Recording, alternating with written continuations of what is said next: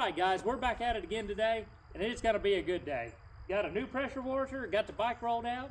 We're going to try to get this thing cleaned up. I really wanted to get into it a little bit more, kind of Scotch-Brite some of that, clean it up, but we're running out of time. Just going to try getting this washed up. We got an open practice tomorrow. I'm going to try to get some footage of getting this bike rolled. It is broke in, should be ready to go, so we'll just see what it'll do. Got two more bikes to wash up, got to do a little bit of suspension work, so let's hop right into the video.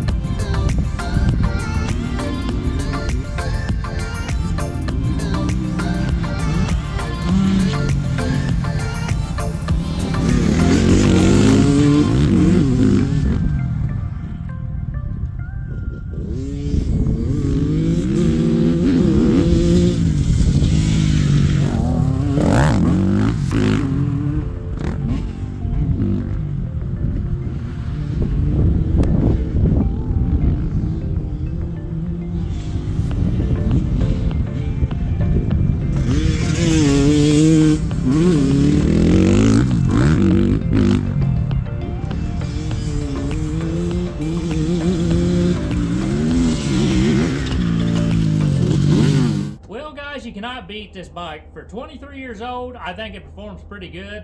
It's down on power a little bit from a 250F, but it's a smooth bike. It's a fun bike. I enjoy riding it. So I didn't get any footage of the open practice. It was going to be hard to film by myself. So I put a little bit in for my own track. So just to kind of show you guys what this bike will do. And eventually, I wouldn't mind taking this thing to a race, maybe try it out, get a few more people filming for me. So get a little bit more of a better footage and show you guys a little bit more what this bike can do and what I can do on a bike. So I think that'd be something neat. This was just a fun little distraction from the square body, but I guess now it's time to get back to work on it. So we got a lot of sanding to do and a lot of work to do on the truck, so let's get at it. All right guys, here we are. I know a lot of people said I shouldn't do it, but I really want to try to shorten this drive shaft. This one came out of the long bed, obviously going in the short bed. I went out and took a measurement on the truck. From the tail shaft to the back, I need 46 inches. So with my drive shaft here, I'm measuring from right here where you can see that seal line was. That's how much was in the tranny, that's what stuck out. So I'm measuring from that line there down. I got 58 on this drive shaft. I need 46, so 12 inches has got to come out of this thing. And I know I've seen a lot of people will grind this weld and slide the yoke down, but this has that flare on it. So I'm not going to be able to do that. And I don't have enough to even, if I did it on both ends, I still don't have enough. So what my plan is I want to take the 12-inch chunk right out of here towards one end of the drive shaft. I want to take my 12-inch chunk out. I want to rip it right down the middle with the cutoff wheel. And then the piece I take out, I want to drive up into this part, drive into that part, and leave me a little 1/4 inch gap where I got something to weld to. Now the tricky thing I'm going to do is, I got these 2x4s laid out. I'm going to try to make a jig. What I'm kind of picturing is I got some of this old flat stock. I'm going to do something along these lines here, make me a V. Obviously I'll cut them bottoms off, screw this into a 2x4, weld these two together, screw it into a 2x4, do it on each end. Then if I DA this down, DA this, make them smooth, grease them, let that drive shaft sit in here and roll, I think that'll get it to where I can roll it. I got a dial indicator. I'm gonna make a mount in the middle for it.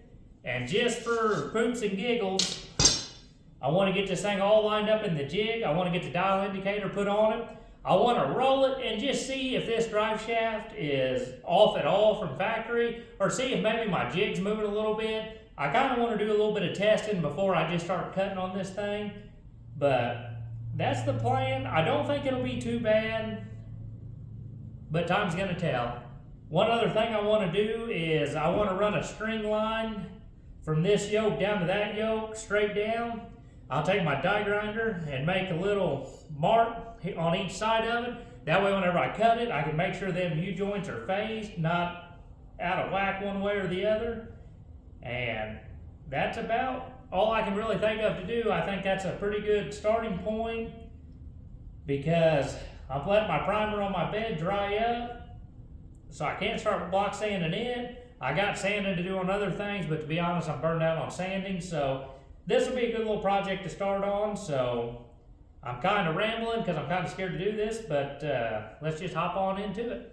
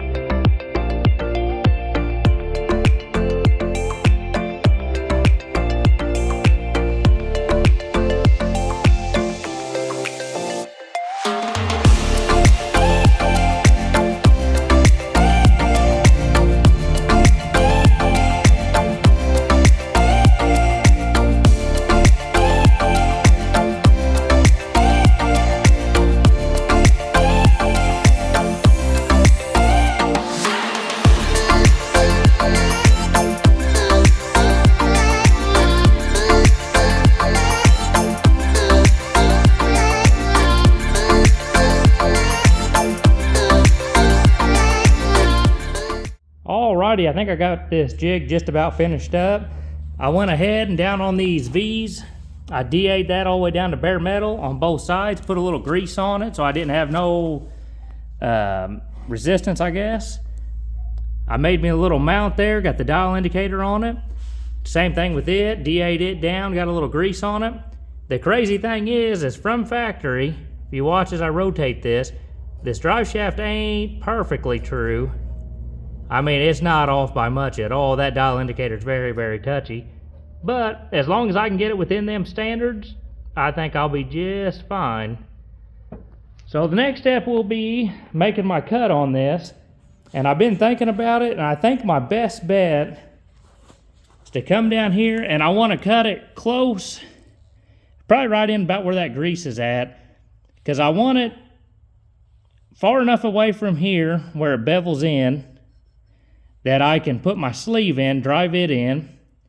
And I don't want it in the middle, because the more it's in the middle, the more tendency I think it's going to have to do one of these numbers. So I think going to offsetting to one end, it's going to help me out in the long run. And we're just going to give it a whirl. I mean, it might not work. We might be buying a new drive shaft, but this just gives me an opportunity to play around and see what we can do. So next step, let's grab that cutoff wheel and get to cutting. Alrighty guys, I think we're about ready to get this thing marked up. I got me a P-line here that's ran from U-joint to U-joint so I can keep them two in phase. And I gotta, if my measurements are correct, I gotta take 12 inches out of this drive shaft. So what I'm gonna do is cheat it up from there just a little bit and go 6 inches. I don't want to go too far into that bend, so I cheat it up, go about 6.5 inches. That way that sleeve's got plenty of room to drive in. Then I'm gonna measure my 12.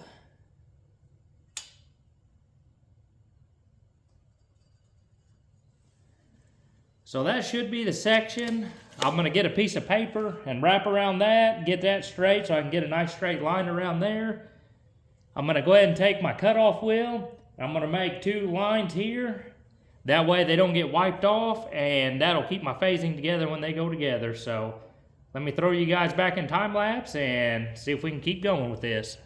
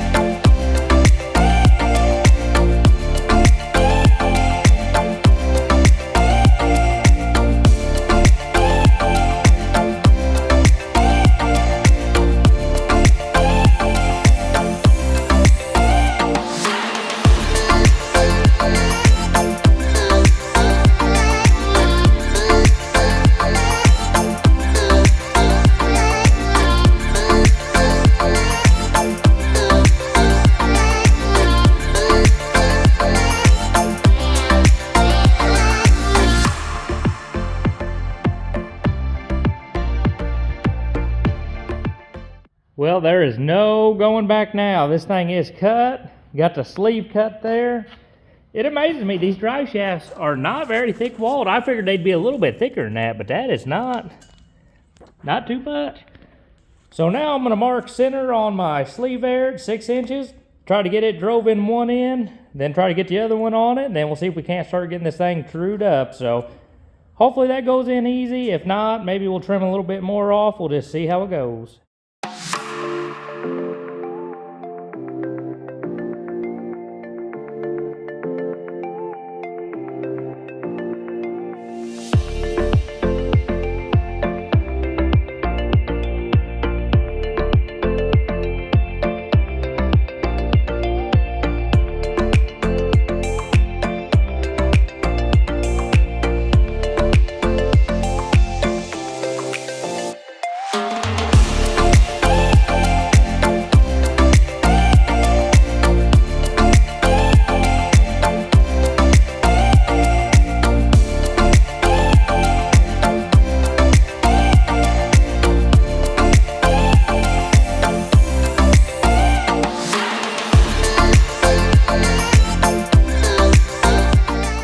My goodness, that's a short little drive shaft.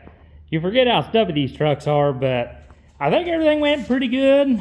See, I got my sleeve in there, and what I like about having that sleeve in there is that my cuts didn't have to be perfect. You can see I'm pretty tight up there, a little bit looser down there, but that'll be just fine whenever I weld it. I'll have good penetration. I got that sleeve to catch it. We roll this on around. There's my marks for the phasing. You can see I got them dead on. So now the next thing would be, let's get the dial indicator on that. Well, no, I'm lying, I'm getting ahead of myself. Let's go ahead and DA that all the way to the edge. Let's DA that, get that nice and slick, get them greased up. Then we'll get the dial indicator on and start rolling this thing and see where we're at. I'm glad I'm videoing this because I would not believe it unless I showed you guys this. Got my dial indicator back on, zeroed out right there. As I start to rotate it, see, we start to get a little bit high, nothing too bad. And it goes up to about 10 there on it, a little bit above. And that is right where we was at with that factory drive shaft too. So I'm not saying this thing's gonna be perfectly balanced, but as far as being true, it is pretty darn close.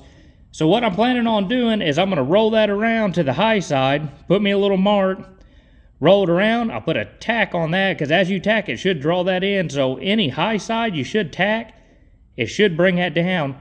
And I'll just keep working it like that, around and around, keep hitting my high side, tacking it, and see if we can't get this thing a little bit better.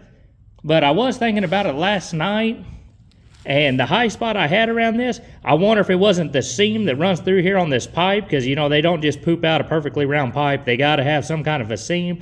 So I wonder if that ain't that little rise that we had seen on the stock drive shaft. So I will lay a straight edge across it, check it real quick just for poops and giggles, and then we're going to get to tacking and see what we can do with this thing.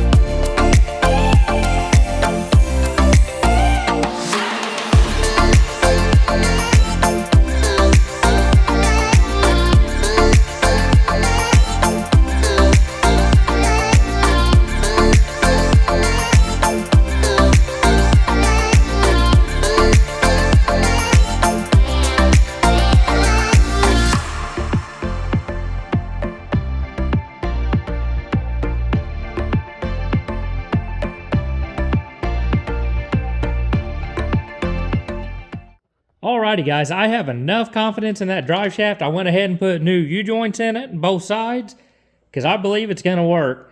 Now, hindsight, I probably should have made sure the drive shaft, make sure my measurements were right before I spent the money on the U-joints, but hey, when you have confidence, you have confidence. So, pretty sure that's right. I didn't want to grind that down too awfully much. I wanted to keep some of that strength. I do have that sleeve in there, so I know I got good penetration, and I was able to roll whenever I welded up on both sides, so that should be the strongest part of the drive shaft, I would imagine. With 6 inches of a sleeve up each side, should be good. Now, one thing I did learn, and in my head, I was thinking, if my high spot was here, I thought I need to weld that. That'll draw them two together, and that'll make a low spot. And I was 100% wrong on that. I started finding out whenever I was tacking it, I was making my highs worse. Once I figured that out and started tacking on the low side, it was better, but I already by then had so many tacks, I wasn't able to pull it all the way back. I do believe I could have got that thing better than what the factory one was if I had been welding on the right side to begin with, because I was going easy, little tacks right on the high side, and wasn't changing much, seemed like it was getting a little worse, and then I put one good solid tack down and it changed it quite a bit. Then I realized I needed to start welding on the other side. By then, I had several tacks, on the high spots. So, this is all learning practice. I do believe that'll be fine. It's shorter than what it was, and it's not much off of what the factory one was off. So, pretty curious to drive that. That'll be coming up here soon. Got to get some paint on it before I can put it in. But the big thing is we're going to jump on this tailgate. I got everything sanded down, top and bottom. I got a few little areas kind of right in here and here that I do believe 2K is going to hide, where the old, I guess it was probably trim or something that went over top of that was. So it's all sanded down, ready. I'm going to wipe it down real quick and spray it, and we're going to be about wrapping this video up, so let's get on with it.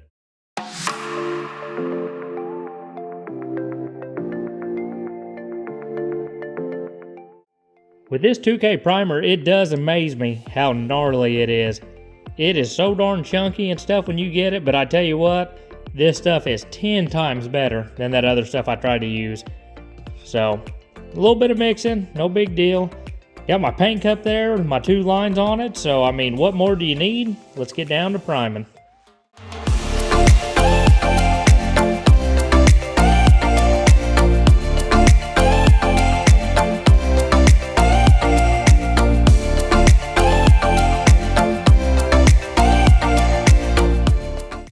Well guys, this just about sums up how my week's been going.